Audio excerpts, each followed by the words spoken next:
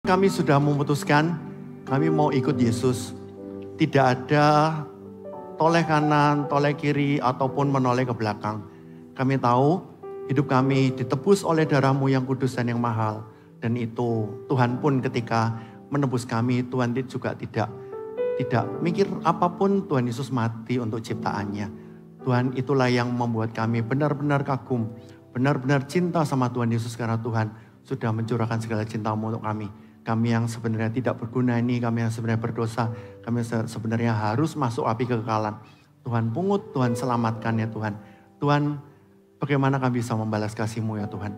Oleh karena itu Tuhan cukup bagi kami ya Tuhan. Tidak ada yang lain, hanya Tuhan satu-satunya cukup bagi kami. Tapi untuk itulah ya Tuhan kami hidup ya Tuhan. Dan kami ingin hidup sesuai dengan apa yang Engkau kehendaki. Supaya kami punya hikmat dari Engkau, kami punya kebijaksanaan dari Engkau. Kami punya beberapa hal yang terobosan, beberapa hal visi, beberapa hal yang memuliakan nama-Mu ya Tuhan. Oleh karena itu tolong ya Tuhan, ajar kami, suatu saat kami bisa mengatakan seperti Paulus katakan dalam kitab Korintus, tetapi kami memiliki pikiran Kristus. Oleh karena itu ya Tuhan, kami datang di sini ya Tuhan. Kami belajar, kami ingin merenungkan firman Tuhan. Terima kasih atas beberapa sesi ibadah yang sudah berlalu. Kami membutuhkan Engkau ya Tuhan. Berikan kami telinga dan hati seorang murid. Kami mau duduk diam dekat kaki Tuhan. Supaya Tuhan kami boleh mendengarkan firman Tuhan. Hamba-Mu yang di depan.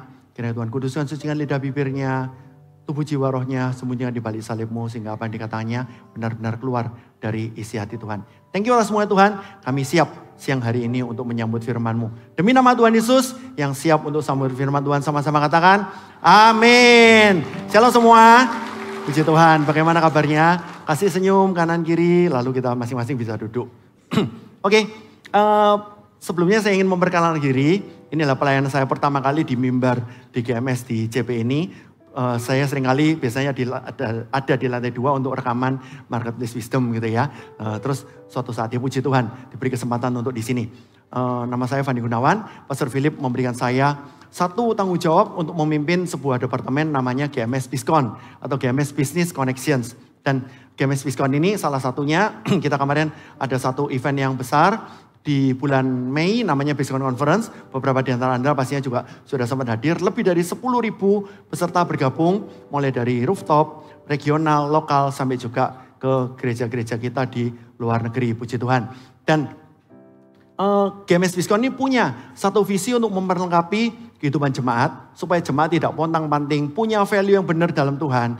Punya bagaimana bisa jadi garam dan terang untuk hidup di marketplace. Oleh karena itu salah satunya GMS Bizcon juga ada di genggaman Anda. Tahukah kita bahwa kita punya app namanya GMS Church, itu dalamnya ada yang namanya GMS Bizcon. Aplikasi GMS Church biasanya isinya adalah tentang I Love My Bible, tentang CG Training, tentang training MSC, dan lain-lain. Anda kalau scroll ke bawah, lalu Anda akan cari services, di situ ada icon yang namanya GMS Business Connections. Anda bisa tap masuk ke sana, Anda akan diminta memasukkan data, itu bisa di skip nggak apa-apa. Tapi kalau untuk apa data itu? Untuk kami tayangkan di icon yang namanya bisnis atau profesi. Business Directory. Jadi tahu kita bahwa jemaat GMS yang punya NIJ itu kita sediakan coupling virtual di dalam aplikasinya GMS Church atau GMS Bizcon supaya kita bisa menayangkan apa yang menjadi nama perusahaan kita, nomor WA bisnisnya perusahaan kita, untuk bisa juga ditayangkan media sosial kita, email perusahaan, termasuk link ke toko hijau atau toko orange atau apa gitu ya. Jadi kita bisa saling terkoneksi, kita bisa saling memberkati. Seperti itu. Jadi itu yang pertama. NIJ kita, kalau kita punya NIJ, kita punya satu calving virtual di servernya GMS. Anda sebagai pemilik NIJ di GMS, kita siapin itu supaya kita bisa saling terkoneksi. Contoh, misalnya karena kita ini sekarang ini levelnya udah global, bukan lokal lagi. Contoh misalnya suatu saat hal yang simple. Misalnya kita di Jakarta, terus misalnya teman kita menikah di Makassar. Gitu. Kita satu dan lain hal tidak bisa ke sana. Kita mau kasih bunga gitu di Makassar. Kita tinggal cari aja di aplikasi GMS Bizcon, jemaat GMS mana yang buka toko bunga di kota Ujung Pandang atau Makassar. Masukkan toko bunga, lalu keywordnya Makassar, lalu akan tayang di situ, Anda bisa pilih satu atau salah satu dari pilihan, lalu transaksi. Setelah itu jemaat yang di sisi sana di Makassar dengan senang hati untuk membuat pesanan saudara dan mengirimkannya. Itu yang pertama. Yang kedua, GMS Diskon juga adalah tentang merchant promo. Tahu nggak bahwa NIJ kita itu juga bisa jadi dapat diskon. Sudah ada kira-kira 200 list merchant yang ada di sana dan akan terus bertambah dan nanti akan dibikin per kota. Jadi akhirnya kita misalnya gini, GMS Diskon itu mulai pada waktu pandemi. Ketika semua harus tutup begini dan begitu, salah satu concern kami adalah gimana jemaat bisa saling memberkati, itu ada di Business Directory. Tapi yang kedua, kita juga mikir seperti ini. Salah satu concern di pandemi kemarin adalah kesehatan. Gitu. Bagaimana kita tidak bisa dapat harga yang khusus, harga yang kompetitif, semuanya diskon habisin untuk jemaat, supaya jemaat bisa dapat akses. Nah oleh karena itu salah satunya kami kerjasama dengan kita, GMS kerjasama dengan satu lab medis, itu nggak perlu saya sebutin namanya, Anda bisa cari di aplikasi GMS Diskon. Terus perusahaan ini memberikan diskon yang sama dengan kalau kita punya kartu bank prioritas yang 3 alfabet pertama itu. Padahal kalau punya prioritas itu, kita harus ngendapin uang 1 miliar. Dengan NIJ-nya GMS, maka kita dapat diskon yang sama dengan kita punya kartu bank prioritas itu. Tapi disclaimer ya, jangan sampai akhirnya kita nanti Cikivan, jangkau jiwa. Terus akhirnya, ayo gabung di GMS, nanti dapat diskon loh. Jangan ya dek ya. Seperti itu. Yang ketiga, kita juga siapin lowongan kerja. Ada sekitar 40-50 listing yang ada. Anda bisa lihat kebutuhannya seperti apa. Dan Anda yang mau memasang lowongan kerja, kontak kami di Instagram @GMSBIZCON. GMS Diskon. Anda nanti kita bisa komunikasi lebih lanjut. Lalu kami akan menayangkan lowongan kerja yang Anda perlukan.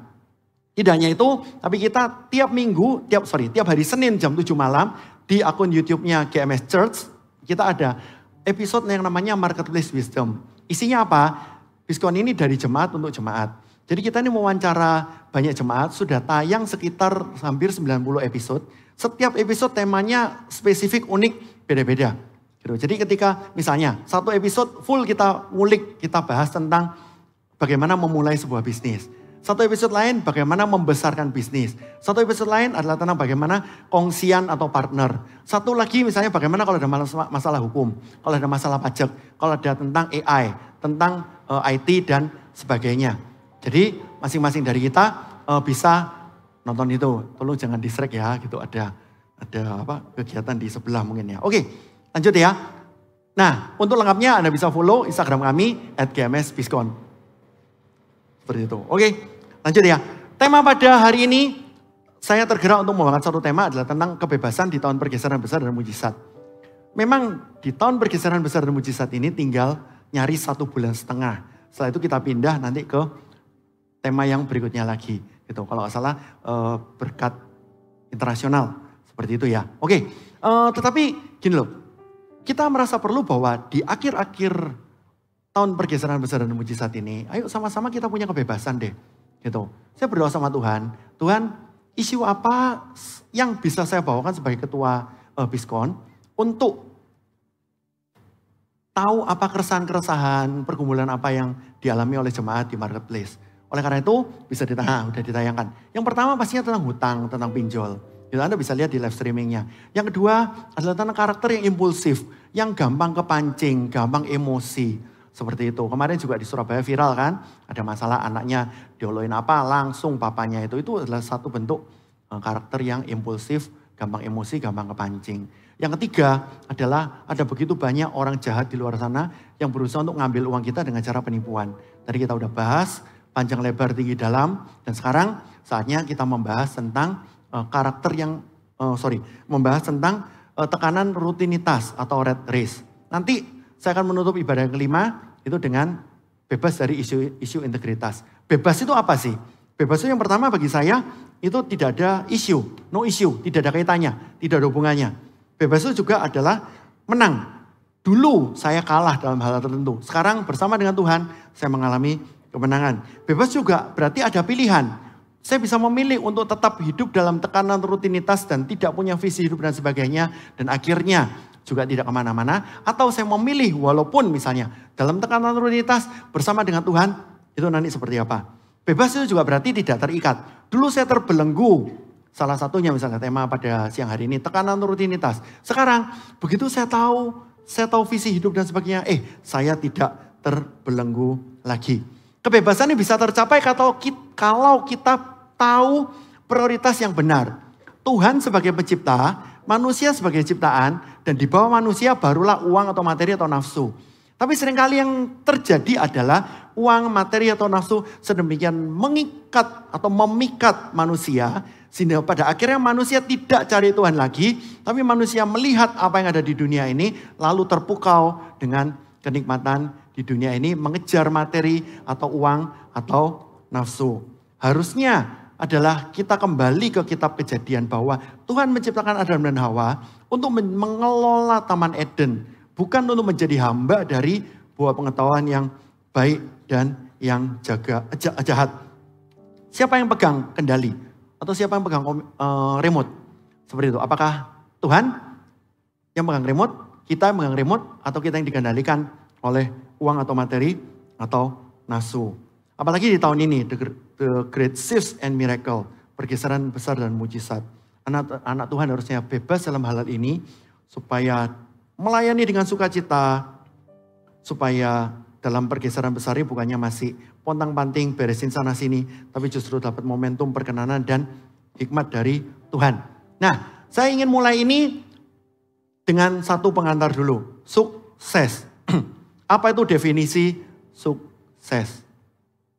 Sukses adalah bagi saya suatu titik ideal yang imajiner. Berarti titik itu tidak eksis. Berarti titik itu tidak ada secara fisik. Yes. Titik imajiner yang ideal. Itu seperti apa? Anda kalau lagi iseng nih. Kalau punya laser pointer. Dan di depan Anda ada kucing. Jangan sorotin ke matanya ya. Kasihan nanti buta. Sorotin aja ke satu tempat. Nanti kucing itu akan berusaha untuk kejar ujung dari tembakan laser pointer itu. Lalu kita kan pindahin lagi, kucing itu akan cari ke titik yang baru, kita pindah lagi ke titik yang baru, ke titik yang baru, ke titik yang baru. Akhirnya kucingnya kecapean dan kita ketawa-ketawa. Karena kita udah ngerjain kucing. Begitu pula dengan apa itu titik imajiner dari sukses. Begitu kita merasa bahwa aku pengen sampai ke satu titik seperti ini. Tapi begitu titik sini, ternyata titik ini berpindah lagi ke yang lebih tinggi. Kita akhirnya mati-matian untuk ke sini, ternyata berpindah lagi. Lebih tinggi, nggak selesai. Sedangkan di satu momen yang lain ternyata ada salah seorang yang paling kaya yang masih hidup yang ada di dunia ini. Paling kaya di dunia ini dan dia masih hidup di dunia ini. Ternyata dia sempat bilang atau dia sempat juga menulis. Ternyata uang bukan segala-galanya. Sedangkan kita di sini yang rakyat jelantah dan sebutir debu ini, lalu kita melihat, enak aja lu. Gue juga pengen suatu saat nanti aku menghabiskan begitu banyak waktu, kerja keras, putar otak, banting tulang, cucurkan air mata. Dan suatu saat nanti kita akan menjadi salah satu orang yang terkaya di dunia ini. Gak ada yang mau. Dan akhirnya kita bisa ngomong, ternyata benar kayak Bapak tadi. Uang itu memang bukan segala-galanya. Apakah harus seperti itu? Gitu. Ketika suatu saat kita harus berjuang mati-matian dan begitu sampai di sana ternyata tidak banyak orang yang sampai di sana. Ada begitu banyak orang yang bergelimpangan masih berjuang berkutat dan begitu ada orang di sana lalu mengatakan uang itu ternyata bukan segala-galanya. Tapi untuk mencapai titik itu akhirnya kita jadi sepakat bahwa untuk sukses harus kerja keras. Harus putar otak, banting tulang, peras keringat, cucurkan air mata. Dan ternyata dunia juga setuju dan mengatakan hal yang sama. Bekerja keraslah. Kenapa? Bekerja keraslah. Karena yang bilang aku sayang kamu akan kalah dengan yang bilang ambil aja aku yang bayar. Bekerja keraslah, karena cowok yang ngingetin makan akan kalah dengan cowok yang suka ngasih transferan. Bekerja keraslah, karena gombalan akan kalah oleh gobanan, apalagi cepeceng. Bekerja keraslah, karena skincare tidak cukup, butuh rekening care. Karena kecantikan tidak ditanggung BPJS, karena good looking suatu saat akan kalah oleh good rekening. Karena yang temenin tiap hari bakal kalah dengan yang kasih perawatan tiap hari. Jadi Anda-Anda yang masih single, yang usia-usia pro M, saya ingin kasih disclaimer, hati-hati. Jangan gampang bucin, jangan gampang kelepek-kelepek. Suatu saat ada cowok yang bilang, Hanya kamu milikku satu-satunya di dunia ini. Kenapa? Setelah nanti menikah, loh kak, bang, kok gak punya rumah, gak punya mobil, gak punya apa-apa? Loh kan saya jujur dek, hanya kamu satu-satunya milikku di dunia ini. Gitu. Jadi gak salah kan? Tepuk jidat, seperti itu. Atau slogan anak muda zaman sekarang, kerja, tipes. Bekerja keraslah, nah satu ini ketinggalan. Karena muka kurang tidur terlihat lebih cantik daripada muka kurang duit. Ada orang yang bilang gitu ya, mending nangis di atas mobil sebut merek ya, BMW keluaran terbaru daripada ketawa di atas BMO atau BIMU atau angkot atau bentor. Seperti itu. Atau ada cerita nih, ada anak kecil sama papanya duduk di pinggir sawah. Gitu, ngeliatin petani yang lagi membajak atau duduk di pinggir pantai ngeliatin nelayan atau sunset gitu ya atau sunrise. Terus anaknya tanya, papa apa sih yang papa kejar? Yang papa kejar ini kerja keras buat supaya keluarga kita lebih bahagia lagi, kita dapat duit lebih banyak lagi. Lalu kalau punya duit lebih banyak lagi gimana? Itu dikejar terus ya, nanti punya motor, habis itu punya mobil, habis itu punya rumah yang ini, habis itu begini-begini. Terakhirnya baru terus setelah itu semua tercapai, Anda pernah dengar kan cerita ini? Si bapak akan ngomong, ya saya kan kita akan duduk-duduk di pinggir pantai atau duduk-duduk di pinggir sawah. Loh pak, bukannya kita duduk-duduk sekarang ini lagi duduk-duduk di pinggir pantai atau di pinggir sawah? Oh iya ya, gitu. Nah itu cerita yang naif, itu cerita yang klise, itu cerita yang absurd. Gitu. Kenapa? Bagi kita, mending kerja sekeras-kerasnya, kejar mimpimu, suatu saat nanti sampai akhirnya punya deposito miliaran, puluhan miliar, ratusan miliar, lalu kita akan duduk di pinggir sawah atau pinggir pantai, tapi deposito kita miliaran.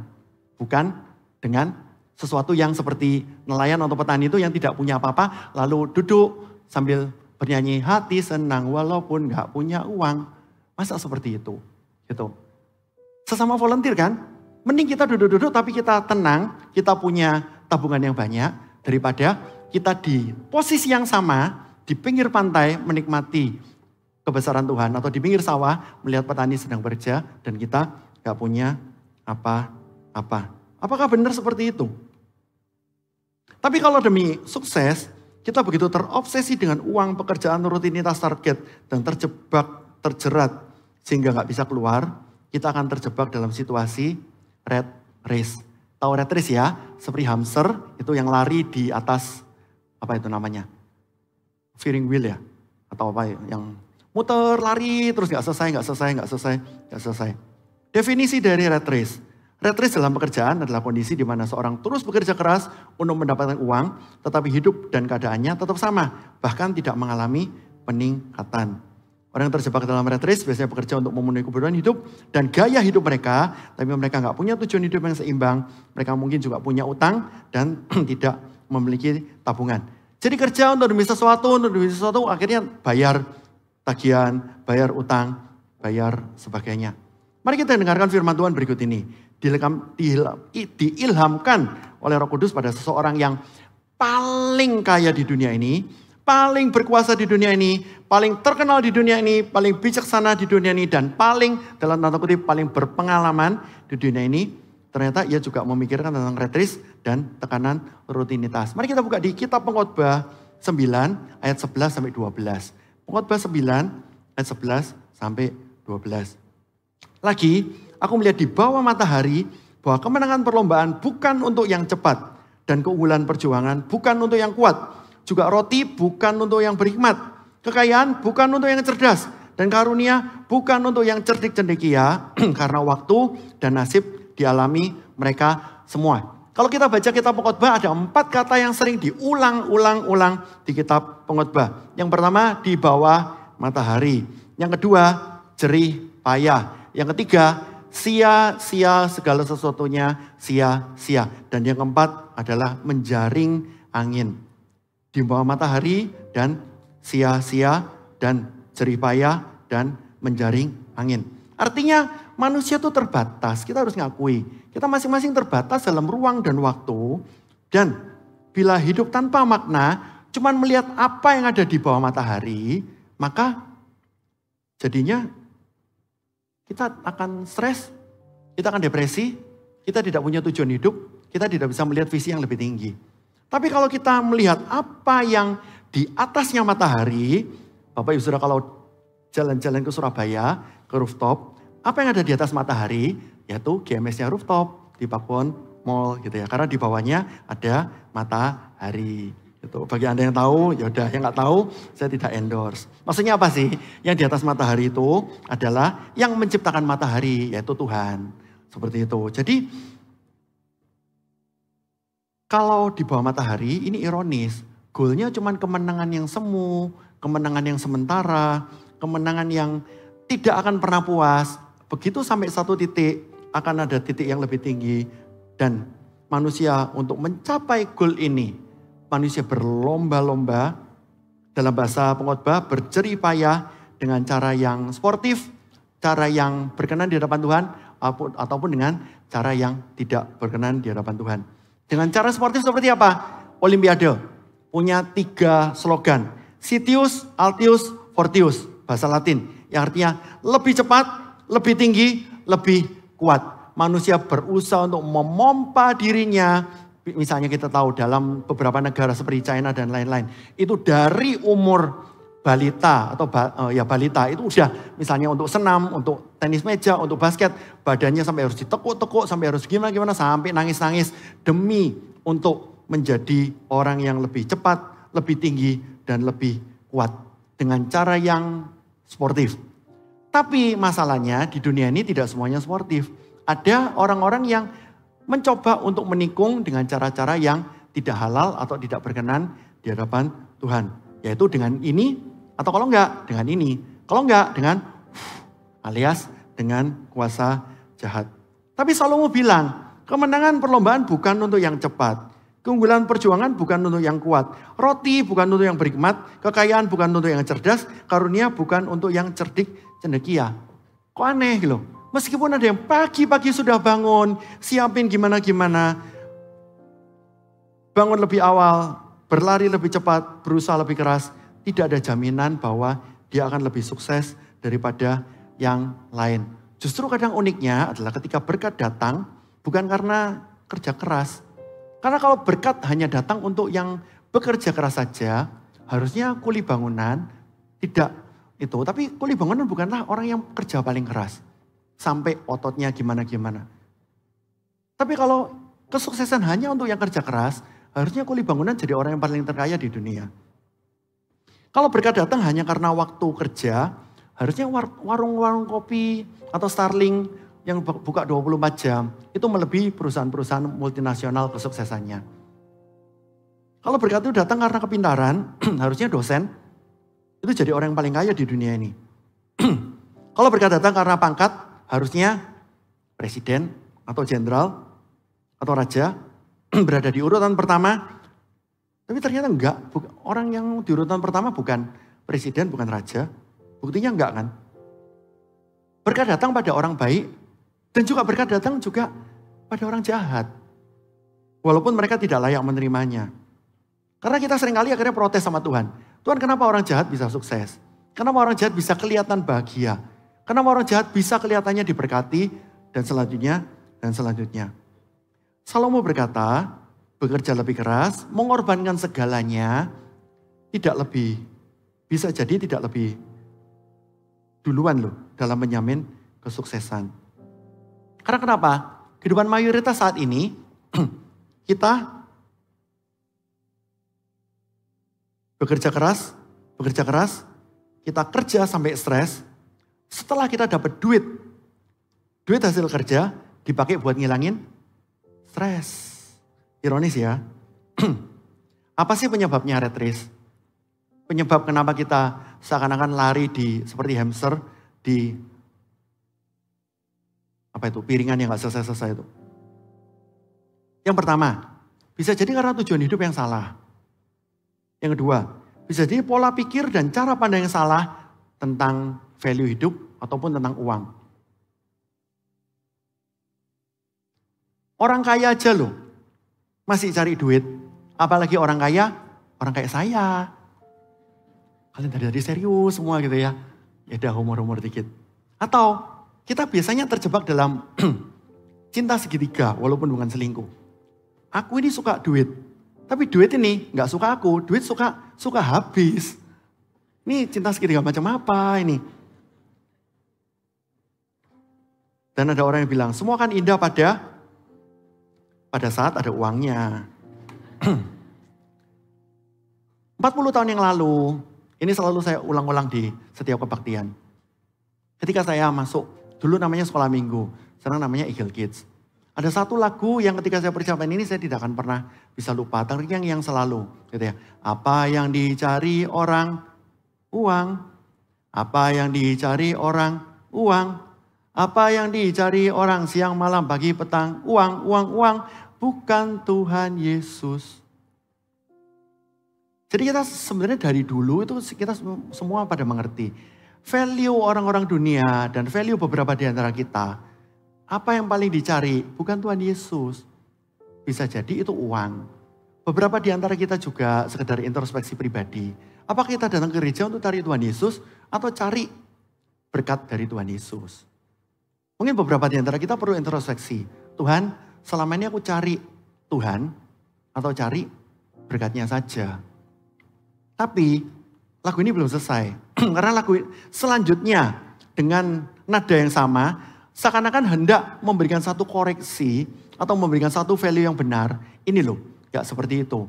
Karena apa yang dicari orang uang bukan Tuhan Yesus, tapi dilanjutkan dengan bait yang kedua, apa yang dicari Tuhan saya, apa yang dicari Tuhan saya, apa yang dicari Tuhan siang malam pagi petang, saya, orang yang berdosa. Dan di sini saya ingin tekankan, itulah kenapa di GMS ini bukan teologi kemakmuran. GMS ini tidak meminta jemaatnya untuk hanya sekedar cari uang. Kenapa kita ngomongnya selalu jiwa-jiwa? Kenapa kita ngomongnya selalu ayo di sana, di luar sana ada banyak orang yang belum kenal Kristus. Kita selaras, kita ikut, kita berdiri di sisinya Tuhan. Apa yang Tuhan mau itu adalah jiwa-jiwa. Apa yang Tuhan mau adalah keselamatan orang di luar sana. Apa yang Tuhan mau pemulihan hati banyak orang kembali balik ke hatinya Tuhan. Jadi masing-masing kita ngerti ya. Aduh jangkau jiwa lagi, cekevan lagi, apa lagi. Kita bisa tahu kalau nggak gitu, kalau nggak di sisinya Tuhan lalu di mana? Seperti itu. Tapi kalau kita di sisinya Tuhan, Tuhan kasih kita hikmat.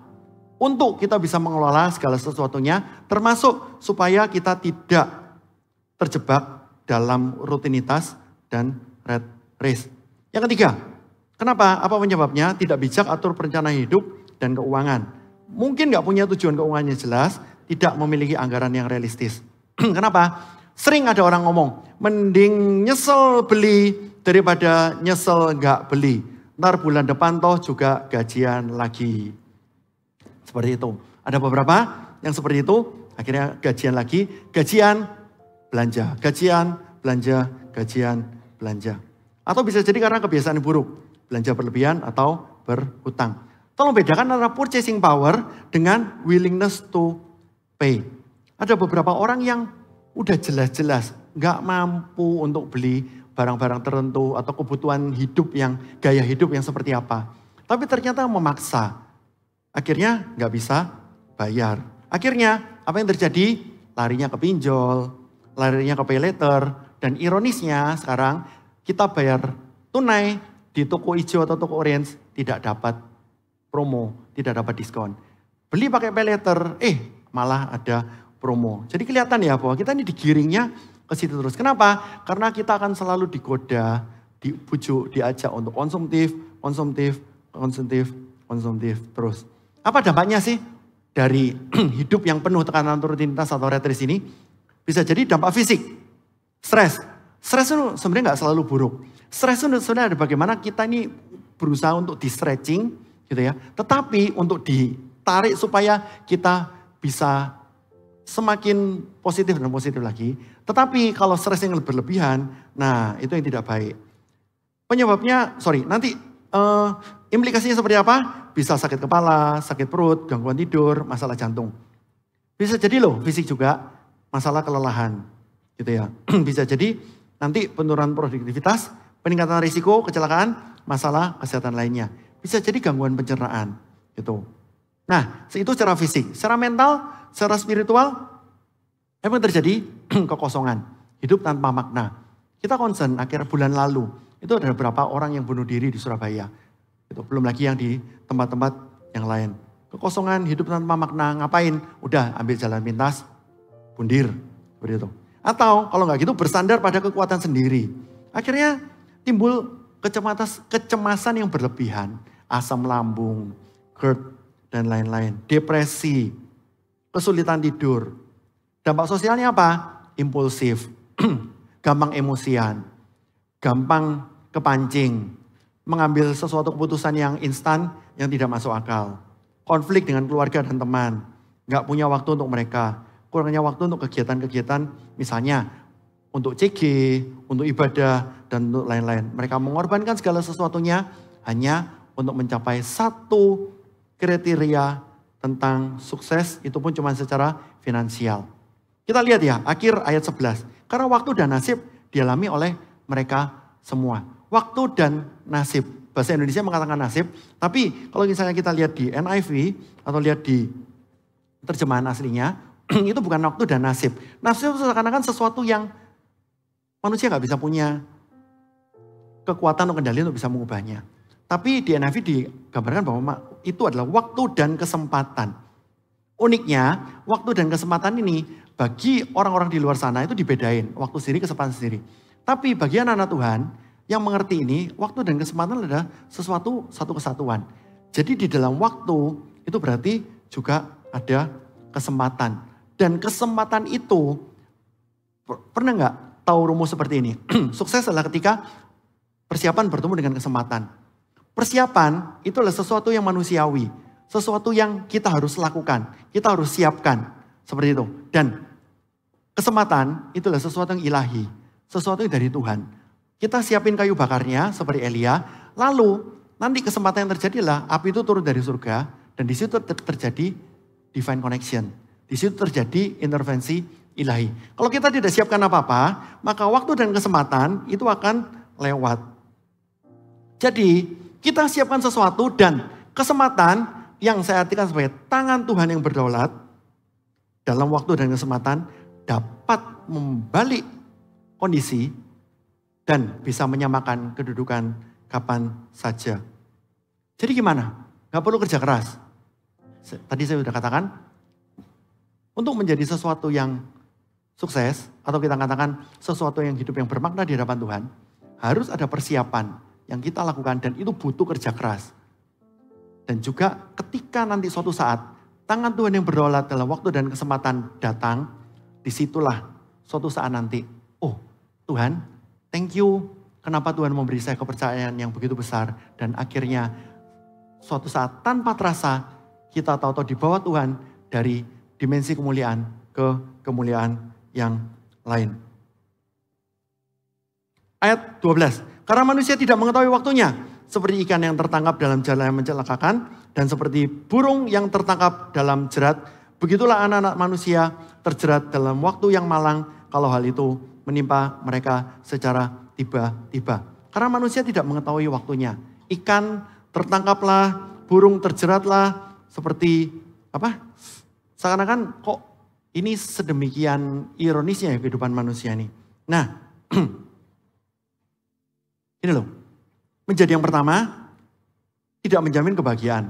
Tidak melindungi kita dari penyakit dan kematian juga. Tetapi, biasanya yang terburu-buru, akhirnya mengambil keputusan yang impulsif, untuk menjadi yang pertama, justru malah menjadi penyebab sebagian besar masalah. Kalau kita berkutat di kitab Khotbah ini, bisa jadi kita kehilangan perspektif. Bisa jadi kita kehilangan orientasi. Oleh karena itu supaya kita tidak memikirkan, wah ya udah kalau gitu ngapain ya kita kerja keras atau enggak ya? Ngapain ya kita tetap hidup dengan visi atau enggak ya? Saya ajak kita semua untuk baca di Perjanjian Baru. 1 Timotius 6 ayat 9 dan 10. Tetapi mereka yang ingin kaya terjatuh ke dalam percobaan, ke dalam jerat dan ke dalam berbagai-bagai nafsu yang hampa dan yang mencelakakan, yang menenggelamkan manusia ke dalam keruntuhan dan kebinasaan. Ini sudah dijelaskan panjang lebar tadi ketika pada waktu kita bahas pengkhotbah. Ayat 10, karena akar segala kejahatan adalah cinta uang. Sebab oleh memburu uanglah beberapa orang telah menyimpang dari iman dan menyiksa dirinya dengan berbagai duka. Karena akar segala kejahatan adalah cinta uang.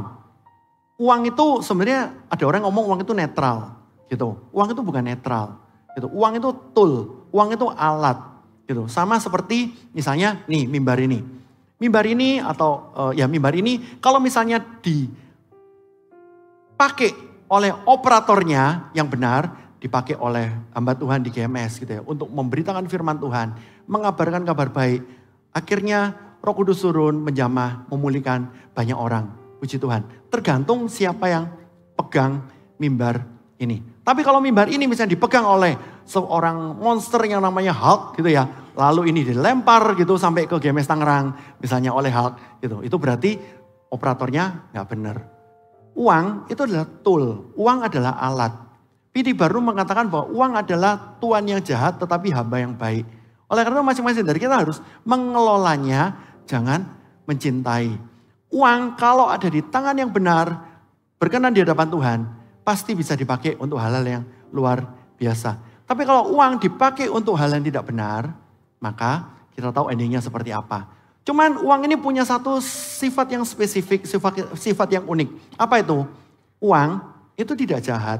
Makanya kenapa kalau Alkitab bilang bahwa akar segala kejahatan adalah uang? No, akar segala kejahatan adalah cinta uang. Uang itu bisa memposisikan diri begitu menariknya sehingga akhirnya kita ini jadi bucin sama uang. Budak cinta sama uang. Ketika ngelihat uang kita jadi kelepek-kelepek. Tapi apakah yang salah uang? Bukan. Karena kembali lagi uang itu adalah tool atau alat. Uang itu tidak jahat. Uang hanya membuka sifat karakter asli orang. Jadi ada orang yang mungkin sudah punya uang yang banyak dan sebagainya. Tetap ketika tahu visi hidupnya, dia akan hidup dengan bijaksana. Tapi orang yang nggak punya uang, begitu suatu saat diberi kepercayaan uang yang banyak, di situ matanya jadi hijau atau gimana, jadi hijau jadi Hulk ya, seperti itu atau gimana. Ternyata uangnya foya-foya, akhirnya dibelanjakan atau dipakai untuk sesuatu yang nggak berkenan di hadapan Tuhan. Dalam waktu yang singkat, uang itu akan habis lagi.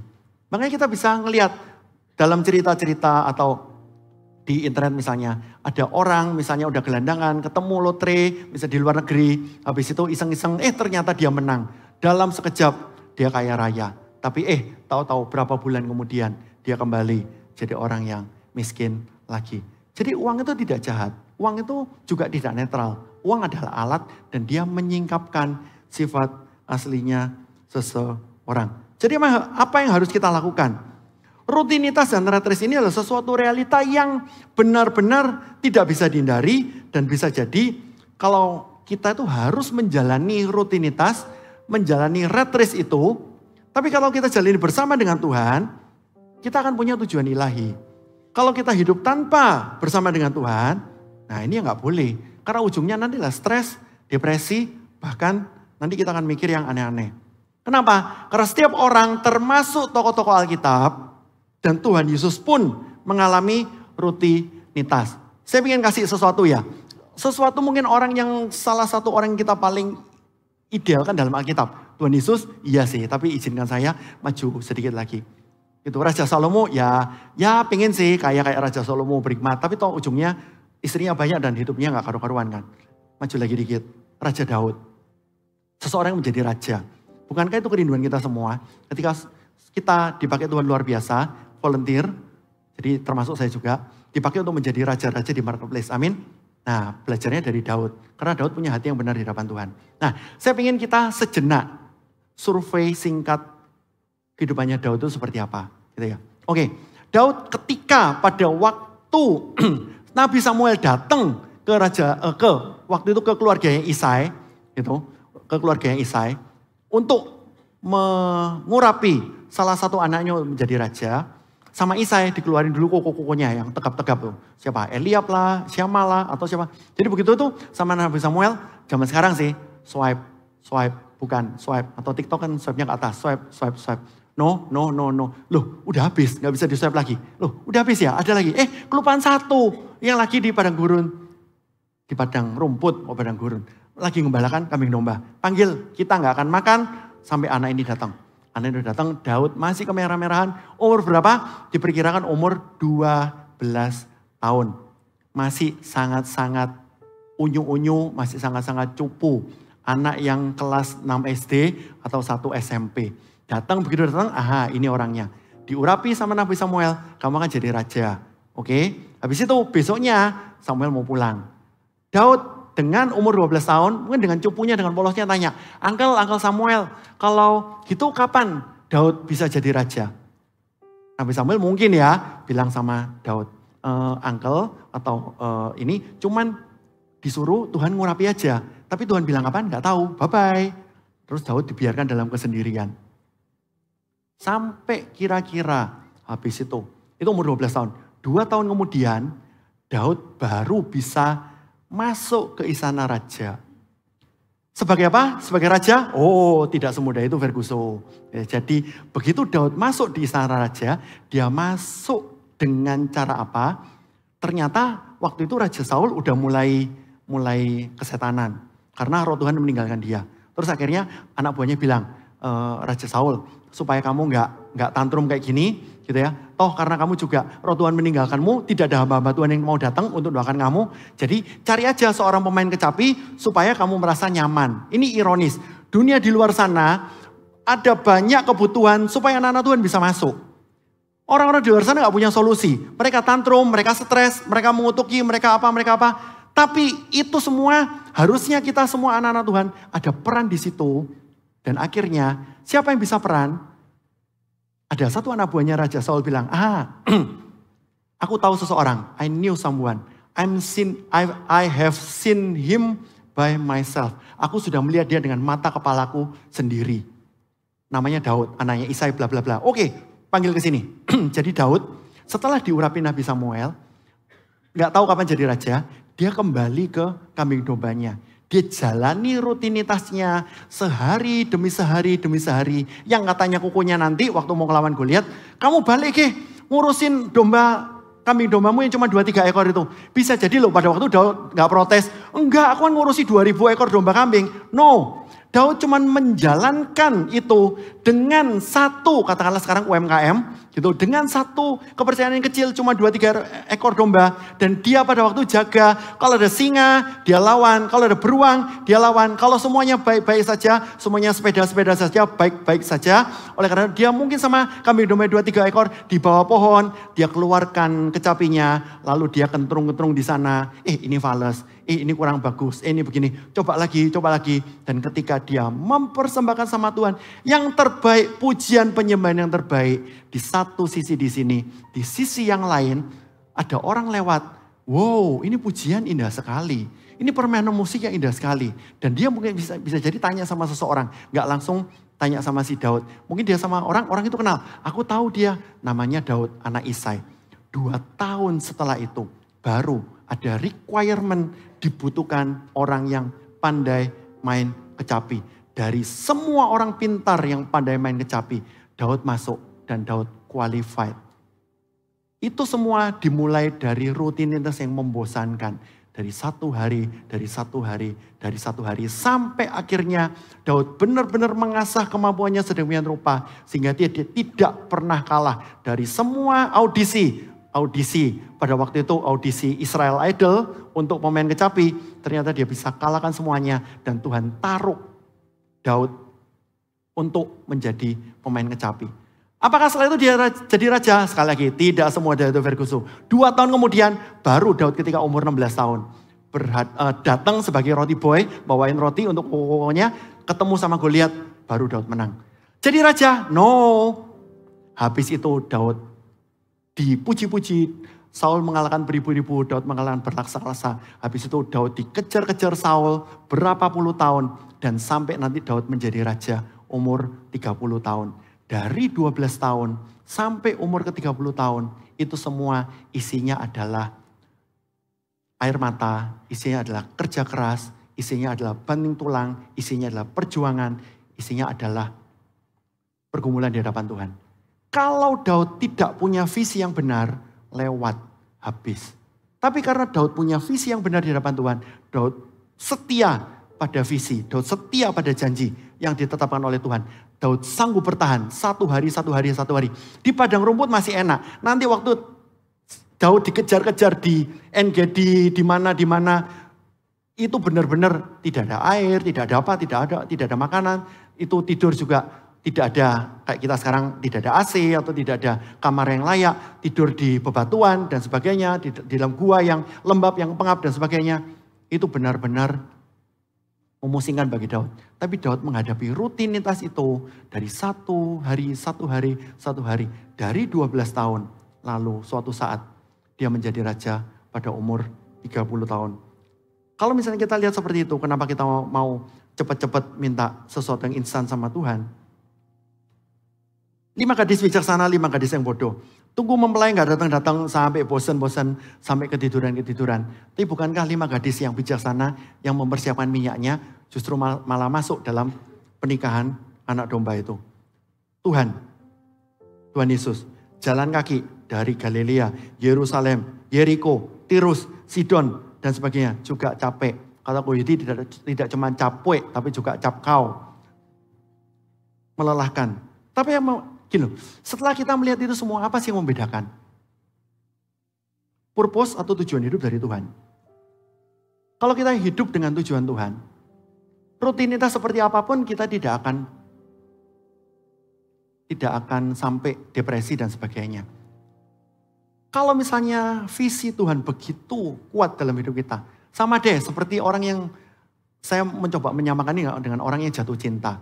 Ada di Alkitab, Yakub begitu menikah, begitu target Rahel, tapi ternyata sama Laban ditukar, diprank gitu ya, diprank. Loh, ini kok Lea? Nah, kerja lagi 7 tahun, nggak masalah seperti itu. Yakub kerja keras sampai katanya itu seperti 7 tahun seperti hitungan hari. Jadi bagi beberapa dari antara kita, kalau kita hidup dengan visi dari Tuhan, kita nggak akan pernah capek, nggak akan pernah depresi. Mungkin bisa lah capek, bisa, tapi rasa capek itu tidak bisa mengalahkan value yang kita mau perjuangkan. Itu yang membedakan kita anak-anak Tuhan yang hidup dengan visi dengan orang-orang di luar sana. Orang di luar sana kalau misalnya mau ngejar sesuatu nggak punya prinsip, dengan gampangnya ganti. Makanya kenapa kok sekarang misalnya generasi strawberry atau generasi alpha atau generasi Gen Z gitu ya, begitu gampang ganti sini. Karena mereka tidak punya satu pedoman yang teguh, purpose, tujuan hidup seperti apa. Jadi gimana solusinya? Yang pertama adalah saat teduh. Klise ya, saat teduh lagi. Tapi bukankah saat teduh itu menjaga kita untuk kita tetap stay on the track dalam koridor kasih karunia Tuhan. Dengan saat teduh pagi-pagi misalnya, sepanjang hari kita tahu, Tuhan, aku mau hidup sesuai dengan kehendak-Mu. Aku mau hidup sesuai dengan apa yang Kau inginkan. Tuhan, kasih aku clue ya Tuhan, kalau misalnya begini atau begitu. Atau Tuhan, kasih aku ini dong, satu letupan-letupan mujizat kecil-kecil yang aku tahu Tuhan, Engkau ada bersama dengan aku. Seperti itu. Mungkin belum perlu terlalu sesuatu yang besar atau seperti apa. Tapi Tuhan, kiranya tunjukkan bahwa tangan Tuhan tidak pernah lepas dari hidup saya. Yang kedua, temukan visi pribadi, keluarga, dan pekerjaan. Kerinduan saya adalah ingin selalu menyanyikan lagu ini. Dan mengerti rencanamu di dalam hidupku. Jadikan aku semakin indah di hadapan-Mu. Dan mengerti rencanamu di dalam hidupku.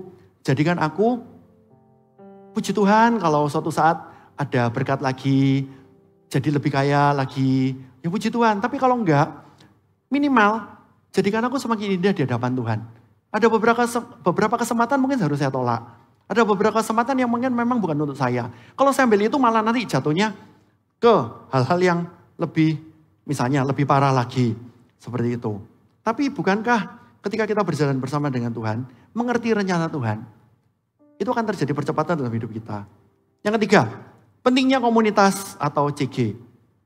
Komunitas atau CG, besi menajam besi, manusia menajam sesamanya. CG lagi gitu ya. Tapi gini loh, ada 360 sendi dalam tubuh manusia, tapi ada satu sendi yang paling menyakitkan yaitu sendirian. Jadi tidak ada yang enak hidup sendirian. Ayo ikutlah CG. Gitu. Ini jadi brand ambassador CG lagi ya, nggak apa-apa ya Pak Jimmy ya. Bukankah itu jadi sesuatu yang, karena Bayangkan kalau kita hidup sendirian, nanti mikir sendiri, aneh-aneh dan sebagainya, nggak ada yang mengkoreksi. Lalu kita jadi akhirnya nggak bisa dikendalikan, kita nggak bisa dibimbing, tidak bisa diarahkan. Akhirnya kita merasa bahwa kita ini seseorang yang udah paling ngerti segalanya. Nanti tambah tersesat, tambah tersesat. Bayangkan ya, kumpulan domba, gitu, kumpulan domba. Yang misalnya ada serigala nih, gitu. Serigala ambil kerumunan domba yang mana? Yang di pinggir. Yang merasa sendirian, yang memisahkan dari kerumunan. Itu yang diambil, dimakan, dihap, lalu ditangkap. Sama serigala itu yang pinggir-pinggir yang merasa bahwa aku ini gak diperhatikan lagi. Aku ini gak disapa sama cigelku. Aduh aku ini ada masalah apa-apa, cigelku gak ngerti. Loh kamu udah cerita belum? Belum. Tapi kan pasti punya sensitivitas ilahi. Nanya ke saya dong, ya ampun gitu ya. Boya cerita gitu loh. Gitu. Serigala tidak akan langsung lompat ke tengah-tengah. Orang yang paling aman dalam CG itu adalah domba-domba yang ada di tengah. Dia merasa bahwa walaupun untel-untelan gitu ya, untel-untelan berdesa-desaan, tapi dia tahu aku ini paling aman. Depanku ada domba A, sebelah kanan domba B, ini terus masih ada domba ini sampai ada domba set 1, set 2, set 3. Aku tuh aman karena aku ada di tengah-tengah. Tapi begitu kita melipir, minggir-minggir, nah itu siap-siap nanti hap lalu ditangkap. Yang keempat, perlu manajemen waktu dan prioritas dan value. Gini loh, saya mengadakan satu riset singkat gitu ya. Sukses itu seperti apa sih? Sukses itu adalah pertama, sukses secara finansial. Jelas dong, gitu. Masa nggak punya duit lalu ngomong sukses? Sukses itu secara finansial. Tapi apakah cuma secara finansial? Percuma punya duit banyak tapi sakit-sakitan. Ya udah, kalau gitu sukses secara finansial dan sukses secara fisik. Gitu.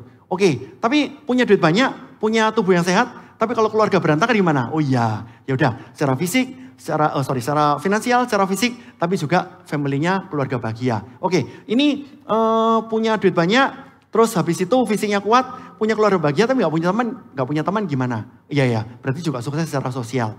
Tapi gimana kalau punya uang yang banyak, punya fisik yang sehat, punya keluarga yang bahagia, punya network atau jaringan yang banyak, tapi setelah itu Tuhan bilang, malam ini juga kamu kupanggil pulang. Dan akhirnya kita tidak membawa apa-apa. Dan Tuhan bilang, apa gunanya seseorang memperoleh seluruh dunia tetapi kehilangan nyawanya. Berarti perlu sukses yang kelima, yaitu sukses yang secara spiritual atau yang berkenan di hadapan Tuhan.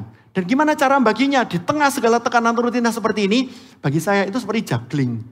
Seperti itu. Ini ada Tuhan, ada keluarga, ada pelayanan, ada pekerjaan. Itu gimana? Dan itu bukan pakai tiang atau stick-stick kayu. Tapi seperti bola-bola gelas kaca. Hati-hati. Perlu memang jam terbang untuk bagaimana kita memanage satu, lalu tambah satu bola lagi, tambah satu bola lagi, tambah satu bola lagi. Oke, saya ingin tutup ini supaya bisa menyatukan atau memeteraikan firman Tuhan ini dengan satu sharing dari saya. Seperti itu. Bapak Ibu kalau memang saya kan baru pertama kali di tapi izinkan saya. Kadang-kadang saya berpikir seperti ini, Tuhan kenapa sih, bukan kenapa, Tuhan kapan pertama kali Tuhan taruh satu sifat kepemimpinan dalam diri saya. Lalu Tuhan menunjukkan ini, dan yang paling awal itu ternyata saya, Tuhan thank you, saya mengerti. Gitu. Jadi pada waktu itu dimulai dari kelas 6 SD. Gitu. Saya baru ingat, oh ternyata Tuhan root cause-nya itu, penyebabnya itu dari kelas 6 SD. Kelas 5 SD saya tuh jadi wakil ketua pramuka, ketua grup kecil, gitu ya, ketua pramuka. Gitu. Setiap hari tertentu, saya lupa Jumat atau Sabtu. Nah, kelas 6 naik, otomatis saya jadi ketua grup dari pramuka. Ketua grup salah satu tugasnya adalah memimpin upacara bendera. Gitu. Dan pada waktu itu, memimpin upacara bendera digilir. Satu, tiba saatnya Fandi kecil ini yang memimpin. Begitu Fandi kecil yang memimpin, saya melakukan satu kesalahan besar. Gitu. Jadi pada waktu itu, kesalahan mungkin yang kita semua, seperti itu. Tapi zaman dulu, itu saya dibully habis-habisan. Ketika pada waktu hormat bendera gerak, itu saya salah ngomong kepada pemimpin upacara, hormat bendera gerak. Seperti itu. Dan semua ketawa. Dan inspektur upacara mukanya udah kayak kepiting rebus, muara sama saya. Fandi, gitu. Kamu kok begini ya? Dan setelah itu, kamu saya kasih hukuman. Apa hukumannya? Sampai 6 bulan ke depan, kamu jadi pemimpin upacara tanpa kecuali. Dan itu tidak pernah tidak boleh bolong, kamu nggak boleh bolos, kamu harus pimpin upacara selama 6 bulan. Semua anak ketawa, saya ini ya udah, itu memang salah saya. Jadi saya menjalani itu dengan setiap kali mimpin hari Jumat atau hari Sabtu, malunya Pak. Setiap itu orang akan selalu, anak-anak sebaya akan selalu, Fandi dulu yang pernah salah, dulu yang pernah salah, dulu yang pernah salah. Saya jalan itu seminggu, demi seminggu, demi seminggu, demi seminggu, demi seminggu. Dengan perasaan malu. Tapi ternyata di situ, saya mulai melatih kepemimpinan saya mulai melatih fluensi atau kefasihan bicara saya dan sebagainya. Sampai akhirnya, singkat cerita, setelah 6 bulan selesai, Fandi hukumanmu sudah selesai. Yes, puji Tuhan, saya bisa, dagu saya lebih naik dikit. Dulunya setiap memimpin upacara, dagu saya selalu tertunduk, malu. Sekarang naik dikit, ya nggak naik terlalu tinggi. Naik dikit, ya udahlah. Tuhan, thank you, hukuman saya sudah berakhir. Dan akhirnya setelah itu, minggu depannya ganti orang lain. Apa yang terjadi? Orang lain itu yang memimpin, gitu. Pada saat itu memimpin, ternyata apa yang terjadi? Apakah lancar? Tidak. Salah juga. Ketika meminta untuk bendera hormat gerak, ternyata juga melakukan kesalahan seperti saya dulu. Seperti itu. Di situ saya tahu bahwa ketika saya mengalami rutinitas demi rutinitas, malu, bosan, ini sesuatu yang kesannya nggak ada artinya. Tapi Tuhan mempersiapkan segala sesuatu dari mulai saya belum ada apa-apanya, Tuhan memproses saya. Dan suatu saat, kenapa? Misalnya Tuhan bisa kasih kesempatan saya untuk berdiri di depan sini, menyampaikan firman Tuhan di Anda. Itulah ketika dulu Tuhan memberi saya satu pekerjaan rutinitas dari minggu ke minggu, dari minggu ke minggu untuk proses upacara bendera. Apa kita semua diberkati oleh firman Tuhan pada siang hari ini? Kasih kemuliaan untuk nama Tuhan. Dan saya undang kita semua untuk berdiri bersama-sama. PAW saya persilakan untuk maju ke depan. Mari kita bangkit berdiri bersama-sama. 3 poin ibadah pada saat ini. Yang pertama, untuk supaya kita tidak terjebak dalam rutinitas, mari kita fokus pada visi Tuhan. Yang kedua, mari kita juga perkatakan firman dengan tidak jemu-jemu. Supaya itu membuat kita tahu bahwa hidup kita bukannya aku lagi, tapi Kristus yang hidup dalamku. Dan yang ketiga, latih kepekaan. Karena suatu saat bisa jadi ada intervensi ilahi, bisa jadi ada momen-momen ilahi dalam hidupmu yang tahu-tahu menikung Anda. Dan Anda ketika peka, Anda bisa ikut dalam momen itu. Dan Tuhan akan buat Anda terbang tinggi dari satu kemuliaan ke kemuliaan yang lain.